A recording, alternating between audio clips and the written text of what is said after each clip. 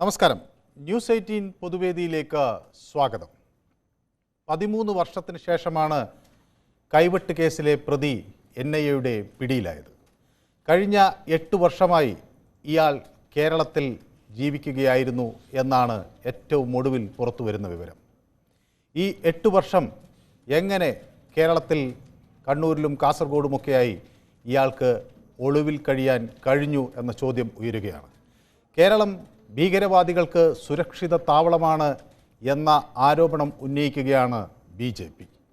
ആ ആരോപണത്തിൽ എന്തെങ്കിലും കഴമ്പുണ്ടോ എന്നാണ് ന്യൂസ് 18 പൊതുവേദി ഇന്ന് ചർച്ച ചെയ്യുന്നത്. എല്ലാവർക്കും പൊതുവേദിയിലേക്ക് സ്വാഗതം.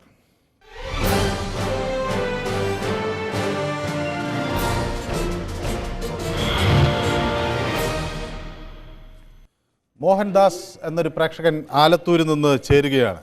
ശ്രീ മോഹൻദാസ്, 8 വർഷത്തിന് മുമ്പാണ് ഈ സവാദ് വിവാഹം കഴിക്കുന്നത്. ഭാര്യയും അവരുടെ കുടുംബത്തിനും ഇത് അറിയില്ലായിരുന്നു എന്നാണ് ആ കുടുംബാംഗങ്ങൾ വ്യക്തമാക്കുന്നത്. 8 വർഷം ഒരാൾക്ക് അങ്ങനെ ഒളിവിൽ കഴിയാൻ കഴിയുമോ കേരളത്തിൽ?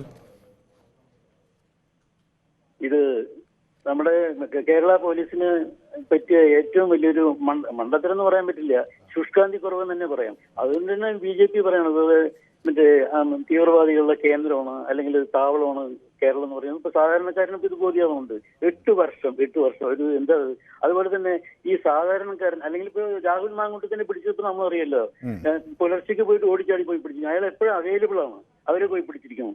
ഇത്രയും ക്രൂരമായ കുറ്റം ചെയ്ത ഒരാളെ ഇവരുടെ ഇന്റലിജൻസ് ഉണ്ട്, സ്പെഷ്യൽ ബ്രാഞ്ച് ഉണ്ട്, ബാക്കിയുള്ള എല്ലാ സംവിധാനവും കൊണ്ടായിട്ട് എന്തൊരു ആഭ്യന്തര വകുപ്പാണ് ഇതിന്. എന്താ പറയാ ഇതിനൊക്കെ സാറേ? വല്ലാത്തൊരു കഷ്ടം തന്നെ. ഇപ്പൊ അത് NIA ഇല്ലെങ്കിൽ ഒരു പേരും ഇപ്പോഴും കിട്ടില്ല. ഇപ്പോഴും അത് ഷാജഹാനായിട്ട് പോയിക്കൊണ്ടിരിക്കുന്നു. ഏതായാലും വളരെ വ്യക്തമാണ് താങ്കളുടെ അഭിപ്രായം. വർഗീസ് എന്നൊരു പ്രേക്ഷകൻ വൈക്കത്ത് നിന്ന് ചേരുന്നു. ശ്രീ വർഗീസ്, 13 വർഷം ഒരാൾക്ക് ഒളിവിൽ കഴിയണമെങ്കിൽ എന്തെങ്കിലുമൊക്കെ പിൻബലം ഇല്ലാതെ പറ്റില്ല. എന്തായിരിക്കും ആ പിൻബലം എന്നാണ് ശ്രീ വർഗീസ് കരുതുന്നത്? അത് രാഷ്ട്രീയ പാർട്ടികളുടെ പിൻബലം തന്നെയാണ്. ഇപ്പൊ കേരളത്തില് സിമി തൊട്ടിങ്ങോട്ട് പോപ്പുലർ ഫ്രണ്ട്, പിന്നെ ജമാഅത്തെ ഇസ്ലാമി, SDFI ഇങ്ങനെയുള്ള ഒത്തിരി തീവ്രവാദ സംഘടനകൾ ഇഷ്ടംപോലെ പലപ്പോഴുണ്ട് ഈ നാട്ടില്. ഇവിടെ ഇവരെ പിടിച്ചു കെട്ടാനോ ഇവരെ പോലീസിന് കഴിയാറുമില്ല. ചിലപ്പോ പോലീസിന് കഴിയാറ്, അത് വേറൊരു കാര്യം. ഇപ്പൊ കണ്ടില്ലേ എവിടെ വെച്ചാ പിടിച്ചത്? എങ്ങാണ്ട് പോയി 8 വർഷം മുമ്പ് അവിടെ നിന്ന് ഒരു പെണ്ണിനെയും കെട്ടി.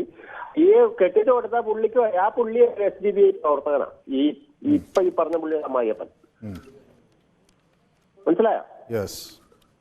അപ്പൊ ഇതിലൊക്കെ പിന്തുണ കിട്ടുന്നു കേരളത്തിൽ എന്നാണോ താങ്കളുടെ? തീർച്ചയായിട്ടും. ഈ ഇങ്ങനെ എന്തോരം തീവ്രവാദികൾ ഇതിനകത്ത് കിടപ്പുണ്ട്. ഇപ്പൊ ഇന്ത്യയിൽ തന്നെ മൊത്തം കേരളം ഒരു പ്രത്യേക പ്ലേസ് ആയിട്ട് മാറിയിരിക്കുക ഇങ്ങനെയുള്ള ആൾക്കാരുടെ ഒരു ഗ്രൂപ്പിന്റെ.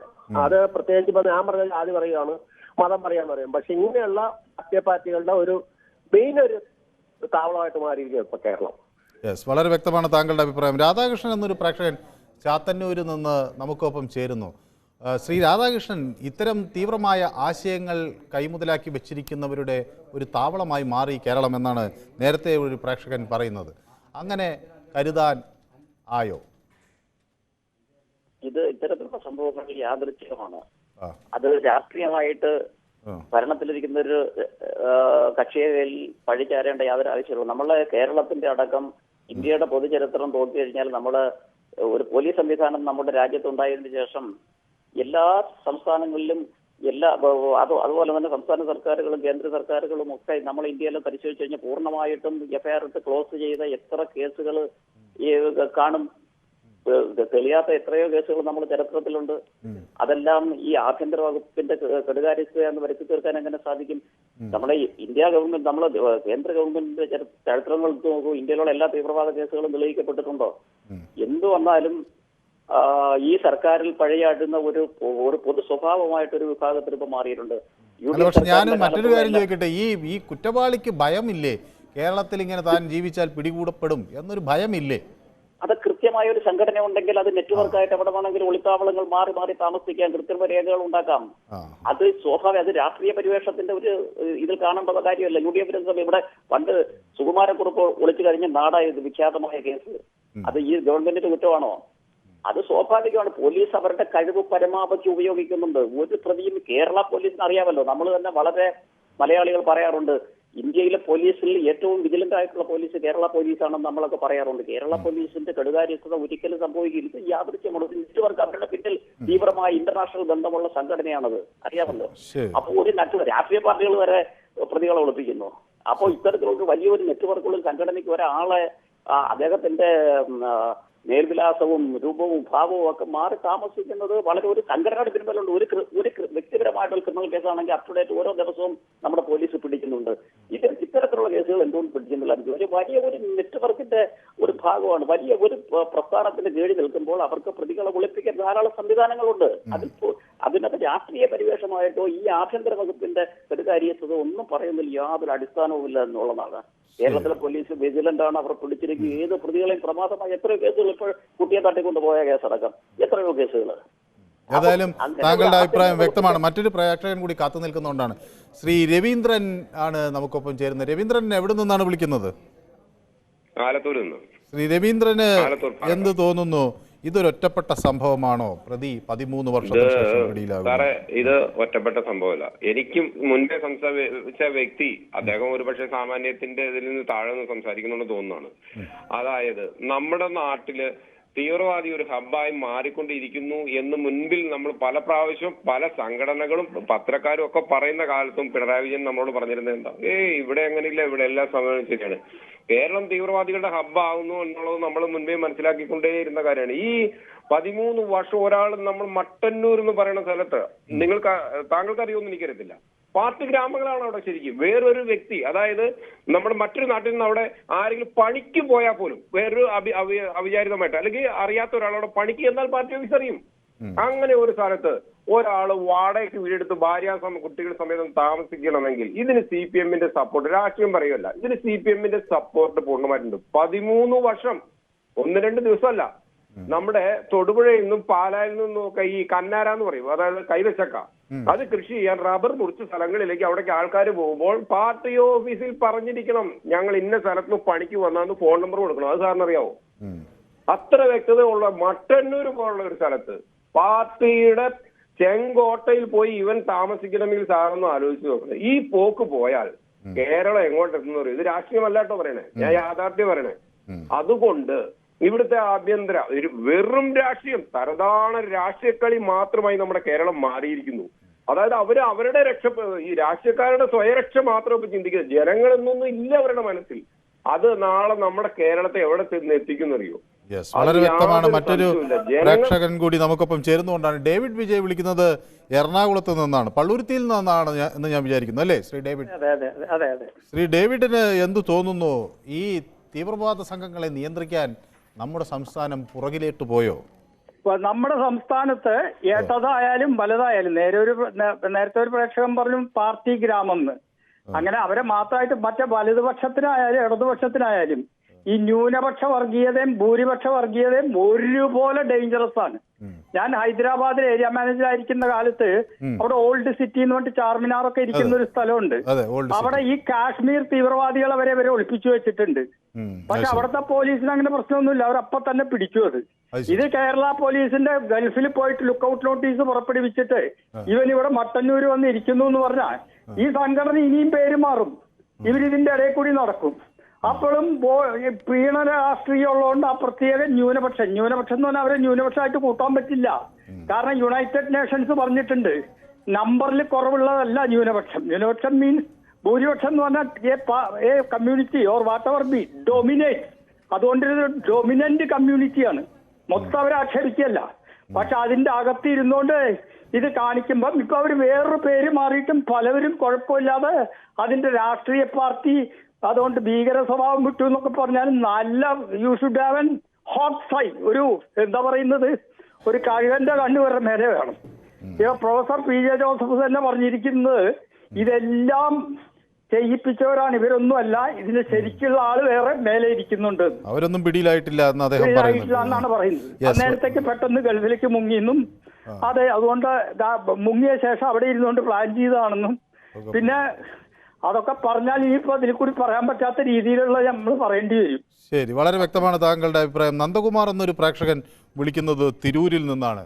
ശ്രീ നന്ദകുമാറിന് എന്ത് തോന്നുന്നു? ഈ ശക്തികൾക്ക് ഉള്ള പിന്തുണ ആരുടേതാണ്? അവരെ പിടികൂടാൻ നമുക്ക് കഴിയാത്തത് എന്തുകൊണ്ട്?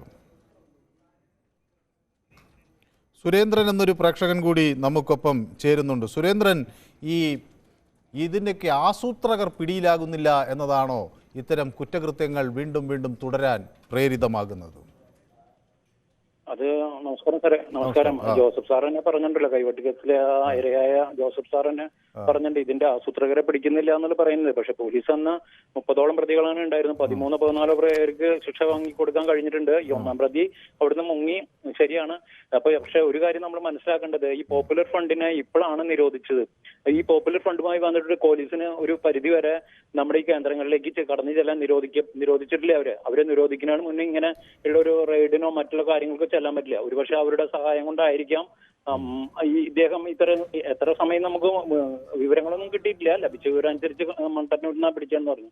പിന്നെ ഇതിനെ ഒരു രാഷ്ട്രീയ പാർട്ടിനെ ഞാൻ നോക്കിയിട്ട് ഒരു രാഷ്ട്രീയ പാർട്ടി എന്നല്ല, എല്ലാ രാഷ്ട്രീയ പാർട്ടികളും ഈ മതമേലധ്യക്ഷന്മാരെയും മറ്റുള്ള എല്ലാവരെയും പ്രീണിപ്പെടുത്തുന്ന ഒരു നയമാണ് നമ്മൾ കണ്ടുവരുന്നത്. അതിന്റെയൊക്കെ ചില ഭാഗങ്ങളാണ് ഈ ഇത്തരത്തിലുള്ള പ്രശ്നങ്ങൾ വരുന്നത്. ഈ അവിടെ മട്ടന്നൂര് മറ്റേ മുനിസിപ്പാലിറ്റിയിലെ അവിടെ CPI മാത്രമല്ല, അവിടെ ലീഗിന്റെ ഉണ്ട്, SDPI ഇവരുടെയൊക്കെ സംഘടനയൊക്കെ ഉണ്ടല്ലോ. അപ്പൊ ഒരു രാഷ്ട്രീയ പാർട്ടി മാത്രമല്ല, എല്ലാ രാഷ്ട്രീയ പാർട്ടികളും ഈ വോട്ട് ബാങ്ക് നോക്കി ചെയ്യുന്നതുകൊണ്ട് ഒരു പ്രശ്നം ഇതിൽ നിലനിൽക്കുന്നുണ്ട്. പിന്നെ ഈ കേന്ദ്ര ഏജൻസികൾക്കും 13 കൊല്ലം വേണ്ടി വന്നു. കേരളം എന്ന് പറഞ്ഞാൽ ഇന്ത്യയിലെ ഒരു സംസ്ഥാനമാണ്. അപ്പൊ ഈ കേന്ദ്ര ഏജൻസികൾക്കും 13 കൊല്ലമായിട്ട് ഇയാളെ പിന്തുടരാൻ കഴിഞ്ഞില്ല. ഇപ്പൊ ഈ പോപ്പുലർ ഫ്രണ്ടിനെ നിരോധിച്ചപ്പോ കുറെ വിവരങ്ങൾ അവർക്ക് കൂടുതലായിട്ട് കിട്ടിയിട്ടുണ്ടായിരിക്കാം. അതിന്റെ ഭാഗമായിട്ടാണ് ഇയാൾ ബന്ധപ്പെട്ടത്.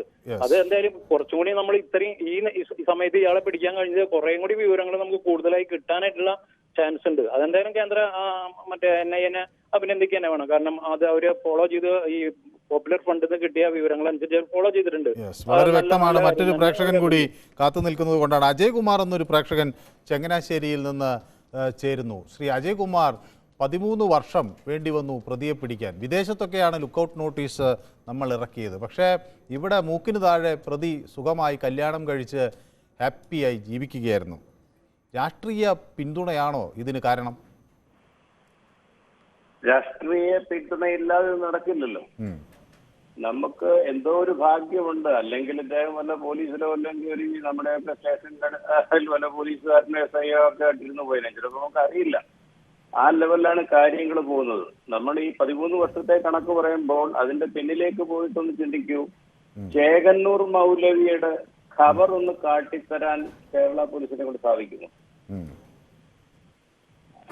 ചേകന്നൂർ മൗലവിയുടെ ഉമ്മ നെഞ്ചുപൊട്ടി മരിച്ചു ചെയ്തു. അല്ല, ഉമ്മയല്ല, ഭാര്യ. ആ ഖബറൊന്ന് കാട്ടിക്കൊടുക്കാനേ ആവശ്യപ്പെട്ടുള്ളൂ. നടന്നോ? ഈ എന്താണ് മഹാരാജാസ് കോളേജിൽ മരണപ്പെട്ട വിദ്യാർത്ഥിയുടെ ഘാതകൻ എവിടെയാണെന്ന് ആർക്കെങ്കിലും അറിയാമോ? ഇതൊക്കെ നടക്കുന്ന ഈ ചെറിയ അഭിമന്യുവിന്റെ ഈ ചെറിയ കേരളത്തിലാണ് ഇത്തരം സംഭവങ്ങളൊക്കെ നടക്കുന്നത്. നമ്മളതിനെ പറയുന്നത് രാഷ്ട്രീയ പാർട്ടികളുടെ പിന്തുണയാണെന്നാണ്. ഉറപ്പാണ്. അങ്ങനെ ഉണ്ടെങ്കിൽ ആരാണ് ഇതൊക്കെ ചെയ്യിക്കുന്നത്? അതിന്റെ പിന്നിലേക്ക് എന്തുകൊണ്ട് അന്വേഷണം പോകുന്നില്ല? യെസ്, വളരെ വ്യക്തമാണ് താങ്കളുടെ അഭിപ്രായം. രാജൻ എന്നൊരു പ്രേക്ഷകൻ കൊല്ലത്ത് നിന്ന് ചേരുന്നു. രാജൻ, ഇതിന് പുറകിലാര് എന്ന സ്ഥലത്തേക്ക് അന്വേഷണം പോകുന്നില്ല. കുറ്റക്കാർ, കൈവെട്ടിയവർ, കൂടുതൽ പരിക്കേൽപ്പിച്ചവർ, അവർ മാത്രം പ്രതികളാകുന്നു. ഇത് ആരുടെ നിർദ്ദേശപ്രകാരം ചെയ്തു എന്നത് അന്വേഷിക്കപ്പെടുന്നില്ല. അതുകൊണ്ടാണോ ഇത്തരം സംഘങ്ങൾക്ക് കേരളത്തിൽ വിലസാൻ കഴിയുന്നത്? സാറേ, എനിക്ക് ആദ്യം മുതൽ പറയാനുണ്ട്. കാരണം 13 വർഷം മുമ്പ് ഈ സംഭവം നടന്നത്. അന്ന് സെൻട്രും സ്റ്റേറ്റും ഭരിച്ചുകൊണ്ടിരുന്ന കോൺഗ്രസ് ആണ്. പുള്ളി കൈവെട്ടിയതിനു ശേഷം പോയത് നേപ്പാളിലാണ്. അതിനുശേഷം കുറെ നാൾ വെസ്റ്റ് ബംഗാളിൽ വന്ന് താമസിച്ചു. മട്ടന്നൂരിൽ വന്നിട്ട് 9 മാസമായിട്ടുള്ളൂ. ഈ രവീന്ദ്രൻ പറഞ്ഞ തെറ്റാണ്. 9 മാസമായിട്ടുള്ള പുള്ളി അവിടെ വന്നിട്ട്. അല്ലല്ല, 8 വർഷമായി അവിടെ കണ്ണൂരും ഇപ്പൊ ഏറ്റവും ഒടുവിൽ പുറത്തു വരുന്ന വിവരം പല സ്ഥലങ്ങളിലാണ് കല്യാണം കഴിച്ചല്ലോ. ഇവിടെ മഞ്ചേശ്വരത്ത് വന്ന് കല്യാണം കഴിച്ചല്ലോ. അതെ അതെ, അപ്പൊ അതിന് മുമ്പ് വന്ന് പറഞ്ഞത്. അപ്പൊ മട്ടന്നൂർ വന്നിട്ട് 9 മാസമായിട്ടുള്ളൂ. അതുകൊണ്ടാണ് ഞാൻ പറഞ്ഞത്. എന്നിട്ട് പിന്നെ എല്ലാവരും ഇവരെ പിന്തുണച്ചിട്ടുണ്ടെന്നുള്ളതിന് സംശയമില്ല. കാരണം എന്ന് വെച്ചാൽ ഇപ്പം അല്ല, മട്ടന്നൂരിന് മുമ്പ് വളപട്ടണത്തും വിളകോട്ടൂരും ഒക്കെ ആയിട്ട് ഇങ്ങനെ പോവുകയായിരുന്നു. എല്ലാ സ്ഥലങ്ങളിലും ഉണ്ട്. അതുപോലെ തന്നെ കേരളത്തിലെ ഇവരെ 2 കൂട്ടരും സഹായിക്കുന്നുണ്ട്. കാരണം അതുകൊണ്ടാണല്ലോ ഈ അരിയും മലരും കുന്തിരിപ്പം വാങ്ങിച്ച ചെറുക്കനെ ഇന്നും വരെ കിട്ടിയിട്ടില്ല. പിന്നെ അതുപോലെ തന്നെ സ്റ്റേജിൽ കയറി ഒരു കൊച്ചിനെ ഇറക്കി വിട്ടത് കണ്ടില്ലേ നമ്മൾ? ഇപ്പം ഇന്നത്തെ ലേറ്റസ്റ്റ് ന്യൂസ് കണ്ടില്ലേ സാറ്? നമ്മുടെ സൗദിയിൽ ഇപ്പൊ സ്പോൺസർ വേണ്ട, 5 വർഷത്തേക്ക് വിസ കിട്ടും. എനിക്ക് തോന്നുന്നത് കേരളത്തിൽ ഇപ്പം ഭക്തി കൂടി അവരുടെ ഭക്തി കൂടിയിട്ട് ചിലപ്പോൾ മക്ക ഇനി ഇവിടെങ്ങാനും കൊണ്ടൊന്ന് വെക്കുമെന്നുള്ളത് എനിക്ക് പേടി. കാരണം വെച്ചാൽ സൽമാൻ രാജാവ് അവിടെ മുഴുവൻ തുറന്നു കൊടുക്കുകയാണ്. പിന്നെ ബാറും അതും ഇതും റെസ്റ്റോറന്റും എല്ലാം തുറക്കുകയാണ്. അപ്പൊ അങ്ങനെയൊക്കെയുള്ള സ്ഥിതിയിൽ കേരളം നേരെ താഴോട്ട് പോയിക്കൊണ്ടിരിക്കുക. ആ 600-ാം ആണ്ടിലേക്ക് പോയിക്കൊണ്ടിരിക്കുന്ന ഒരു സ്ഥിതിയാണ് കാണുന്നത്. വളരെ വ്യക്തമാണ്. മറ്റൊരു പ്രേക്ഷകൻ കൂടി കാത്തു നിൽക്കുന്നത് കൊണ്ടാണ് ശിവകുമാർ എന്നൊരു പ്രേക്ഷകൻ വിളിക്കുന്നത് പാലക്കാട് നിന്നാണ്. ശ്രീ ശിവകുമാർ, പാലക്കാട് എവിടെ നിന്നാണ് വിളിക്കുന്നത്? പാലക്കാട് കൊല്ലങ്കോട്. കൊല്ലങ്കോട്. ശ്രീ ശിവകുമാറിന് എന്ത് തോന്നുന്നു? ഈ തീവ്രവാദ സാമ്പത്തിക സ്രോതസ്സാണ് സാറേ ഇതിന്റെ പിന്നിലുള്ള ഇവർക്ക് എവിടെ നിന്നാണ് സാമ്പത്തികം? ഇത് എനിക്ക് പറയാനുള്ളൂ. ബാക്കിയെല്ലാം അന്വേഷിക്കേണ്ടതാണ്. കഴിഞ്ഞ സാമ്പത്തിക വർഷം NIA 153 അക്കൗണ്ടുകളാണ് ഇത്തരത്തിൽ പിടിച്ചെടുത്തിട്ടുള്ളത്. ആളുകൾക്ക് തീവ്രവാദ പ്രവർത്തനങ്ങൾക്കായി സാമ്പത്തിക സഹായം നൽകുന്നു എന്ന് കണ്ടെത്തിയതിനെ തുടർന്ന്.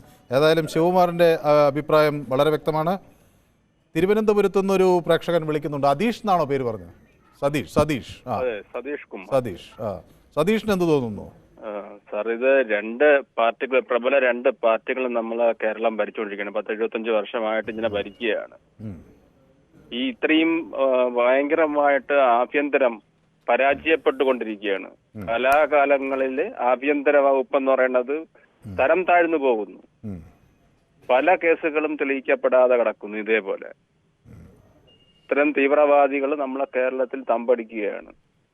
അത് കണ്ടുപിടിക്കാനുള്ള മാർഗങ്ങൾ നടത്തേണ്ടതാവുന്നില്ല. വളരെ വ്യക്തമാണ് താങ്കളുടെ അഭിപ്രായം. ഏതായാലും പൊതുവേദി ഒരു ചെറിയ ഇടവേളയിലേക്ക് നീങ്ങുന്നു. പെട്ടെന്ന് മടങ്ങി വരാം. Short break.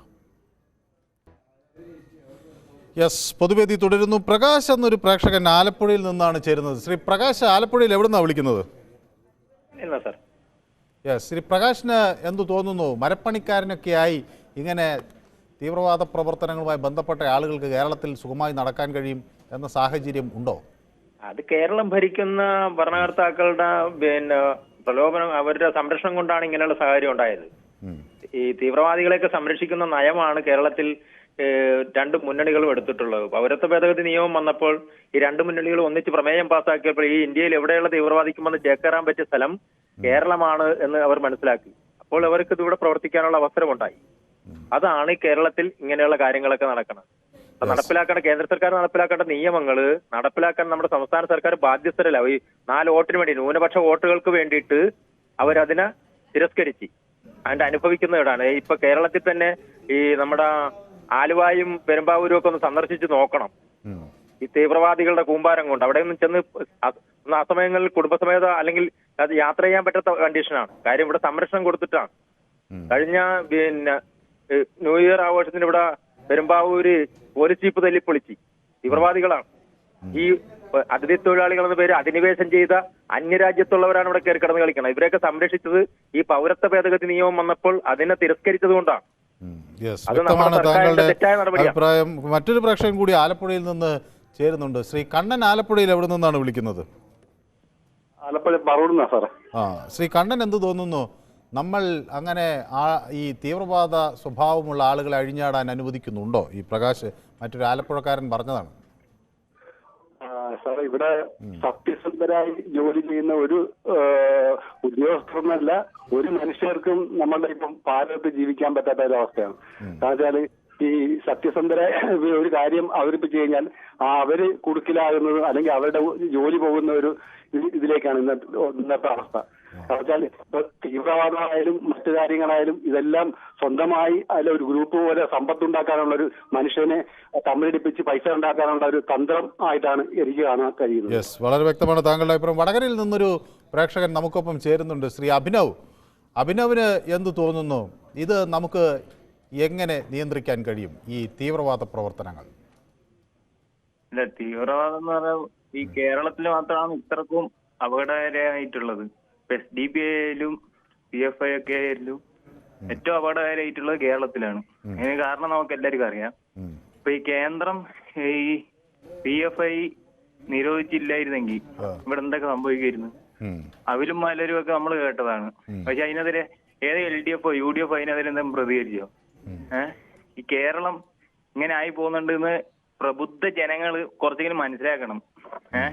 UP നോക്കി കൊഞ്ഞനും കുത്താതെ നല്ല ഇവിടെ നോക്കണം. ഏറ്റവും നല്ല ഈ ഈ കഴിഞ്ഞിടക്ക് ലോക്നാഥ് ബെഹ്റ ഈ ഏറ്റവും കൂടുതൽ സ്ലീപ്പർ സെൽസ് ഉള്ള ഇവിടെ കേരളത്തിലാന്ന് പറഞ്ഞിട്ടുണ്ടായിരുന്നു. ആരും അതിനെപ്പറ്റി ചർച്ച പോലും ചെയ്യുന്നില്ല. ഏറ്റവും കൂടുതൽ തീവ്രവാദം ഇവിടുന്നാണ് പോകുന്നത് എല്ലാവർക്കും അറിയാം, പക്ഷെ അതിനെപ്പറ്റി ആരും ചർച്ച ചെയ്യുന്നില്ല. LDF UDF കൂട്ടുകെട്ടുള്ളതുകൊണ്ട് ഇവരൊക്കെ സൂചിച്ചു പോകുന്നു. യെസ്, വളരെ വ്യക്തമാണ് താങ്കളുടെ അഭിപ്രായം. സുകുമാരൻ നായർ എന്നൊരു പ്രേക്ഷകൻ തിരുവനന്തപുരത്ത് നിന്ന് വിളിക്കുന്നുണ്ട്. ശ്രീ സുകുമാരൻ നായർക്ക് എന്ത് തോന്നുന്നു? ഈ മാറി മാറി വരുന്ന മുന്നണികളൊന്നും ഈ വിഷയം ഗൗരവത്തിൽ എടുക്കുന്നില്ലേ കേരളത്തിൽ, ഈ തീവ്രവാദ സംബന്ധമായ കാര്യങ്ങളിൽ? എടുക്കുന്നില്ല എന്നാണ് എന്റെ അഭിപ്രായം. എന്താണ് അത് വേണ്ടേ? ഇവരെ രണ്ട് പാർട്ടികളും 4 വോട്ടിന് വേണ്ടി തന്നെ ഇതൊക്കെ ചെയ്യുന്നത്. അത് ശരി. പാവപ്പെട്ടവനെ കൊല്ലുക, ഇതാണ് അവരുടെ ലക്ഷ്യം. എന്ത് ചെയ്യാനൊക്കെ. പക്ഷേ ഒരാൾക്ക് ഇങ്ങനെ മരപ്പണിക്കാരനൊക്കെ ആയി ഒളിവിൽ താമസിക്കാൻ നമ്മുടെ സംസ്ഥാനത്ത് കഴിയുന്നു എന്നത്, ആ ധൈര്യം എങ്ങനെ വന്നു എന്നാണ് ശ്രീ സുകുമാരൻ നായർ. ധൈര്യം വന്നു എന്ന് പറയുന്നത് ആ പ്രദേശത്തുള്ള ആളുകൾ അവർ സപ്പോർട്ട് ചെയ്യുകയല്ലേ. രാഷ്ട്രീയം എന്ന് പറയുന്ന ഒരു ഇതാണല്ലോ. ഞാൻ കണ്ണൂരൊക്കെ ജോലി ചെയ്തിട്ടുള്ള ഒരാളാണ്. അവിടെ ആളുകൾ തീവ്രവാദത്തെ സപ്പോർട്ട് ചെയ്യുന്നതായി അങ്ങനെ എനിക്ക് തോന്നിയിട്ടില്ല. എനിക്കറിയില്ല എന്തായാലും. പക്ഷെ ഒരാൾ പിടിയിലായിരിക്കുന്നു. ഒരു ഗ്രാമം മൊത്തം ഒരു പാർട്ടിയായി പോയി കഴിഞ്ഞാൽ അവിടെ അവരെ ഭീകരരെ സംരക്ഷിക്കാൻ കഴിയും. സംരക്ഷണം അവർക്ക് കൊടുക്കാൻ കഴിയുമല്ലോ. ഇല്ലെങ്കിൽ ഇത്രയും നാൾ 13 വർഷം കാണാതിരുന്ന ആളുടെ ഇപ്പം കണ്ടുപിടിച്ചത് എങ്ങനെയാണ്? അപ്പൊ ഇവിടുത്തെ പോലീസിന്റെ അനാസ്ഥയുണ്ട്. ശരി, വളരെ വ്യക്തമാണ് താങ്കളുടെ അഭിപ്രായം. ഒരു പ്രേക്ഷകൻ ദുബൈയിൽ നിന്ന് നമുക്കൊപ്പം ചേരുന്നുണ്ട്, ശ്രീ അബ്ദുറഹ്മാൻ. ശ്രീ അബ്ദുറഹ്മാന് എന്ത് തോന്നുന്നു? ഇത് കേരള പോലീസിനൊരു നാണക്കേടായോ NIA വന്ന് ഇവിടെ ഒരു പ്രതിയെ പിടികൂടിയത്? ഹലോ, നമസ്കാരം സാറേ. ഞാൻ ഒരു സത്യം പറയുന്നുണ്ട്, പക്ഷെ സാറ് ചിരിക്കരുത്. കാരണം ഭക്ഷണത്തിലും ആഹാരത്തിലും മാത്രമല്ല, ചിരിയിലും വിലക്ക് ചിലവർ കൊണ്ടുവന്നിരിക്കുകയാണ്. അത് താങ്കൾക്ക് അറിയാമല്ലോ. അപ്പൊ എനിക്ക് പറയാനുള്ളതെന്ന് പറഞ്ഞു കഴിഞ്ഞാൽ, ശരി, അത് കഴിഞ്ഞ ദിവസം ഒരു തർക്കം ഉണ്ടായി. ആരോ ഞാൻ ചിരിച്ചതിനെ വലിയ കുറ്റമായി പറഞ്ഞു. ഇപ്പൊ ഈ തുടക്കം മുതൽ ഈ സമയം വരെ വിളിച്ചത് നിശബ്ദ കൊലയാളികളാണ്, നിശബ്ദ തീവ്രവാദവും നടത്തുന്നവരാണ്. പക്ഷെ ഇത് പരസ്യമായ തീവ്രവാദം നടത്തിയ ഈ രാക്ഷസൻ ആരെയാണ് മാതൃകയാക്കിയത് എന്ന് താങ്കൾക്കറിയാവോ? എനിക്കറിയില്ല, ഞാൻ അയാളോട് ചോദിച്ചിട്ടൊന്നുമില്ല. നമ്മുടെ സഖാവ് ജയരാജനെ ഓണത്തിന്റെ രാത്രിയിൽ കയറി ഓരോരോ വിരലും കൈകളും എല്ലാം വെട്ടി മാറ്റിയിട്ട് തുന്നിച്ചേർത്ത ആ ചിത്രം നിങ്ങൾ മാധ്യമങ്ങൾ കാണിക്കുന്നില്ല. ഈ ഒരു കൈവെട്ടിയതിന്റെ ചിത്രങ്ങൾ വ്യക്തമായി കാണിക്കുന്നു. ആ രാക്ഷസന്മാരാണ് ഇങ്ങനെയുള്ള കൊലപാതകങ്ങളും ഇങ്ങനെയുള്ള ശിക്ഷയും കൊടുക്കാമെന്ന് തീരുമാനിച്ചത്.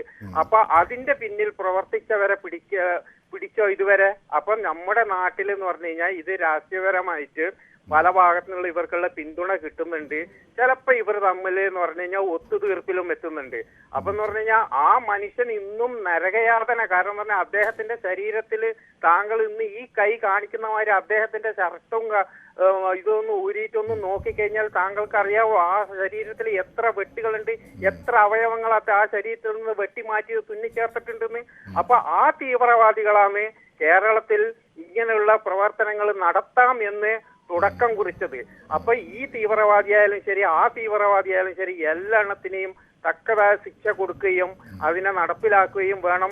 ഇനി മേലിൽ ഇവരാരും, കാരണം പറഞ്ഞാൽ നമുക്ക് നിയമവും കോടതിയും ഇതൊക്കെ ഉണ്ട്, ഇവർ ശിക്ഷ വിധിക്കാനായിട്ട് ആരാണ്? മറ്റൊരു പ്രേക്ഷകൻ കൂടി കാത്തു നിൽക്കുന്നതുകൊണ്ടാണ് ശ്രീ അബ്ദുറഹ്മാൻ. തങ്ങൾ കുഞ്ഞ് എന്നൊരു പ്രേക്ഷകൻ വിളിക്കുന്നത് കായംകുളത്ത് നിന്നാണ്. ശ്രീ തങ്ങൾ കുഞ്ഞിന് എന്ത് തോന്നുന്നു? അക്രമം എല്ലാവരും ചെയ്യുന്നു, ഇവരും ചെയ്യുന്നു എന്നാണോ തങ്ങൾ കുഞ്ഞ് നമ്മൾ മനസ്സിലാക്കേണ്ടത്?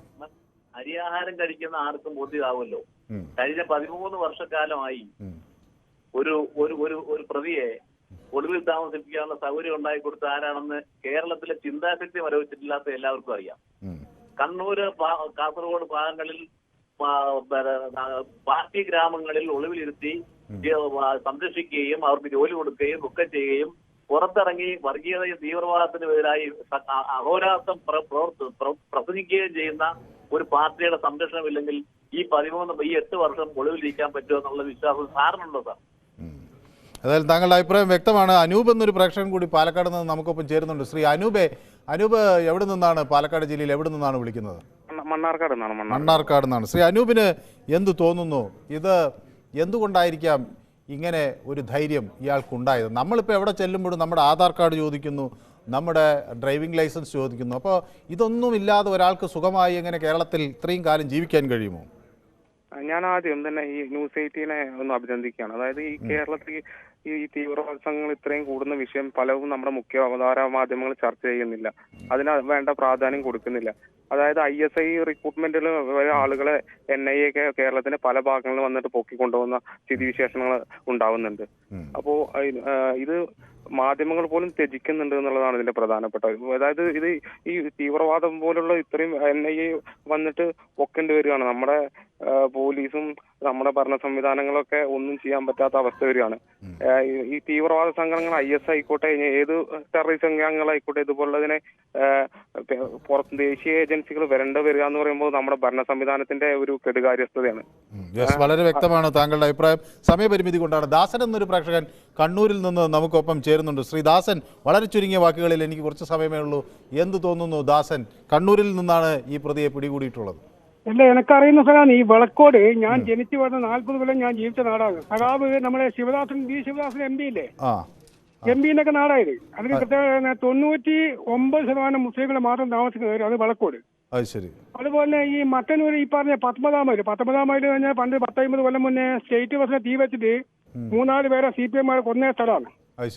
ഈ ഏരിയയിലൊക്കെ ഈ NDF-നും പോപ്പുലർ ഫ്രണ്ടും നല്ല സാധ്യതയുള്ള ഏരിയയാണ്, മുസ്ലിങ്ങളെ കൂടുതലുള്ള ഏരിയയാണ്. പക്ഷെ എന്തായാലും ഇത് പിന്നെ ഈ പള്ളി പൊളിച്ച് അന്ന് മുതലാണ് ഈ മുസ്ലിങ്ങളുടെ ഇടയിൽ ആ ബാബരി മസ്ജിദ് തകർത്ത അന്ന് മുതൽ ഈ ഇന്ത്യയിലെ ഏറ്റവും മോശമായ BJP-കാർ ചെയ്ത ഒരു പ്രവൃത്തിയായിരുന്നു അത്. അതുമുതലാണ് ഈ തീവ്രവാദം ഇവരുടെ കൂടെ ഉണ്ടായിട്ടില്ല. പക്ഷെ ഇനിയെങ്കിലും ഈ കുറ്റം നിർത്തണമെന്നാണ് എനിക്ക് പറയാനുള്ളത്, നമ്മുടെ നാട്ടിലെ ഭാവി ഓർത്തെങ്കിലും. വളരെ വ്യക്തമാണ്. ഏതായാലും സമയപരിമിതി കൊണ്ടാണ് ശ്രീ ദാസൻ, ഈ വിഷയം ഞങ്ങൾ യൂട്യൂബിലും പ്രേക്ഷകർക്ക് മുന്നിൽ ചർച്ചയ്ക്ക് വെച്ചിരുന്നു. കേരളം തീവ്രവാദികൾക്കും അതുപോലെ ഭീകര സംഘടനകൾക്കുമൊക്കെ ഒളിത്താവളം ഒരുക്കുന്നുണ്ടോ എന്നായിരുന്നു ചോദ്യം. എന്നാൽ അതിൽ 89% ആളുകളും ഒളിത്താവളമാകുന്നു കേരളം എന്ന അഭിപ്രായമാണ് ഈ സർവേയിൽ രേഖപ്പെടുത്തിയിട്ടുള്ളത്. അതേസമയം 11% ആളുകൾ കേരളത്തിൽ അത്തര കണ്ട് ഭീകരവാദ പ്രവർത്തനങ്ങൾക്ക് സാധ്യതയില്ല എന്ന നിലപാടും സ്വീകരിക്കുന്നു. ഏതായാലും ഈ 89% ഇങ്ങനെ ഒരു നിലപാടെടുക്കുമ്പോൾ സർക്കാരും അധികാരികളും ഇത് സഗൗരവം തന്നെ വീക്ഷിക്കേണ്ട ഒന്നായി മാറുകയാണ്. നാളെ മറ്റൊരു വിഷയവുമായി വീണ്ടും കാണാം. ഇന്നത്തെ പൊതുവേദി ഇവിടെ സമാപിക്കുന്നു. നന്ദി.